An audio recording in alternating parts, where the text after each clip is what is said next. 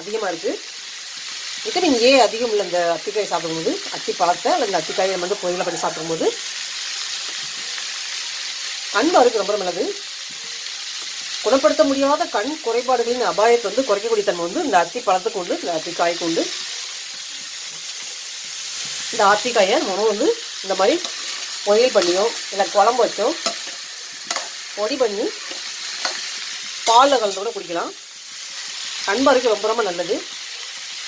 உறக்கம் இல்லாமல் தவிக்கிறவங்களுக்கு தூக்கத்தை வரக்கூடிய தன்மை வந்து வர வைக்கக்கூடிய தன்மை வந்து இந்த அத்திக்காய்க்கு உண்டு, அத்தி பழத்துக்கு உண்டு. ஏன்னா இருக்கக்கூடிய அத்தி பழத்தில் இருக்கக்கூடிய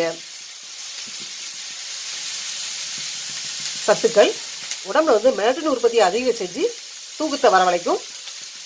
மூளையிலையும் செரோட்டோனின் அளவு வந்து அதிக செய்யும். அத்திப்பழம்னு சொல்கிறேன்.